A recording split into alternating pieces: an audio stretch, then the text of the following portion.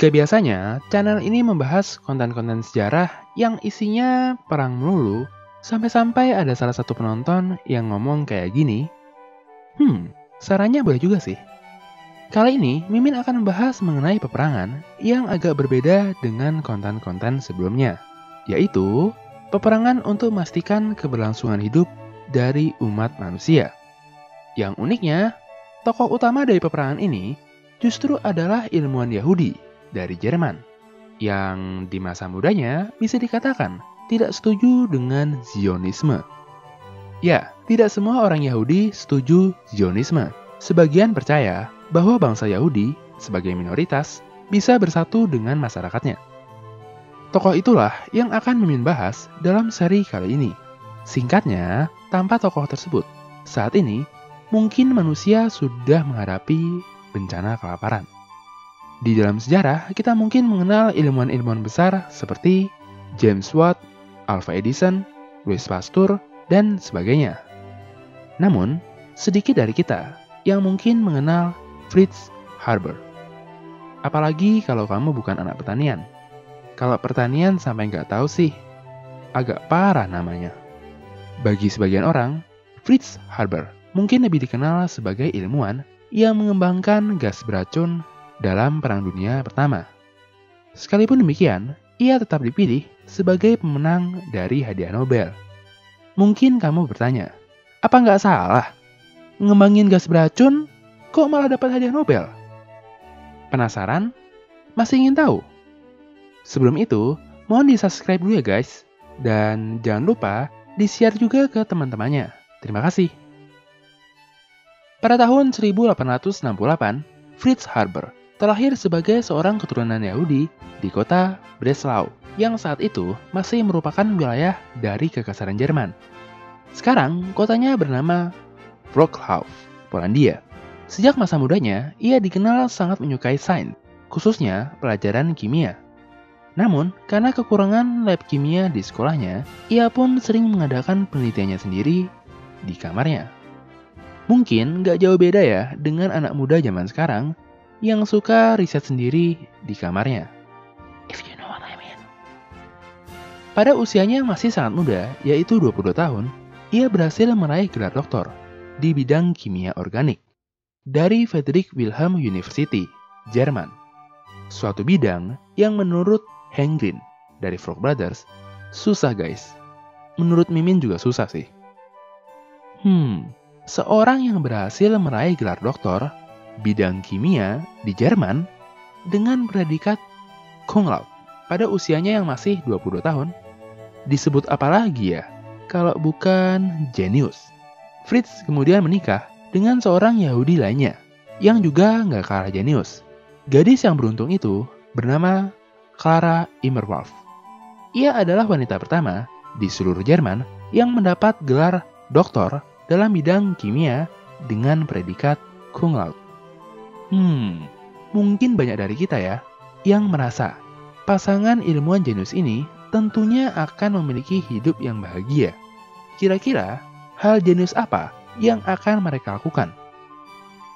Memasuki abad ke-20, manusia menghadapi ancaman serius yang terus menjadi bahan diskusi dari para ilmuwan saat itu. Mungkin kamu masih ingat dengan ahli demografi yang bernama Thomas Malthus. Ia meramalkan bahwa suatu hari nanti, di masa depan, krisis pangan pasti akan terjadi.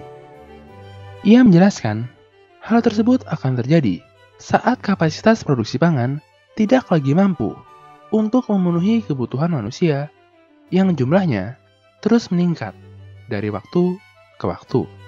Menurut Malthus, solusi dari masalah tersebut adalah antara mengurangi jumlah kelahiran dengan alat kontrasepsi contohnya, atau meningkatkan jumlah kematian dengan perang, wabah penyakit, dan sebagainya. Pada tahun 1900 saja, jumlah manusia di dunia sudah mencapai 1,6 miliar orang. Agar mampu memenuhi kebutuhan pangannya, lahan-lahan pertanian yang ada harus terus berproduksi. Masalahnya, ketika lahan yang subur terus-menerus digunakan untuk kegiatan pertanian, maka tingkat kesuburannya juga akan berkurang. Demikian juga dengan kandungan nitrogennya. Nitrogen merupakan salah satu unsur hara terpenting bagi pertumbuhan tanaman. Menurunnya kandungan nitrogen di dalam tanah akan sangat mempengaruhi produktivitas tanaman, yang pada akhirnya dapat mengakibatkan bencana kelaparan. Berbagai negara di Eropa berusaha menyelesaikan masalah ini dengan mengimpor pupuk kotoran hewan dalam jumlah yang sangat besar. Perlu diingat, pada saat itu pupuk maupun pestisida kimia masih belum ditemukan. Semuanya masih organik. Yep, lu nggak salah dengar. Saat itu semuanya masih serba organik. Keberuntungan tak akan berpihak pada sebuah negara di Amerika Latin yang bernama Chili. Chili dikenal sebagai negara yang mengekspor guano. Guano adalah sejenis pupuk dari kotoran hewan yang terkenal kaya akan kandungan nitrogennya.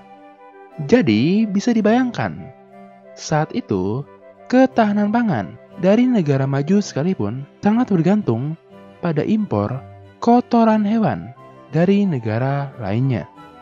Bagi mereka yang mempelajari pertanian, ketahanan pangan adalah hal yang sangat penting bagi setiap negara. Terus bergantung pada impor untuk memenuhi kebutuhan pangannya mungkin bukan pilihan yang baik dan bijaksana. Sebenarnya pada zaman itu, para ilmuwan sudah mengetahui bahwa di udara banyak terkandung nitrogen. Yang jadi masalah, tidak seorang pun yang sanggup mengubahnya menjadi pupuk. Benar-benar ironis, manusia sudah berhasil melihat solusinya, namun tidak sanggup meraih solusi tersebut. Bagaikan kata pepatah, tikus mati di lumbung padi. Namun, pada tahun 1908, itu semua berubah ketika seorang ilmuwan Jerman berhasil menerobosnya. Kira-kira bagaimana ya kisahnya? Sebelum itu, mari kita tonton cuplikannya.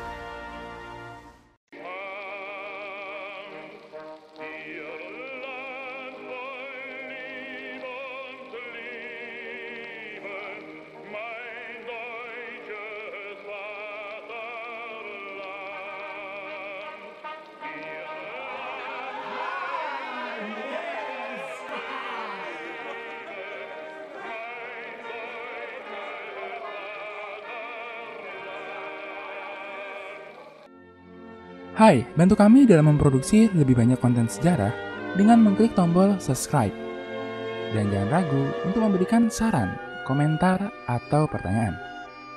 Terima kasih.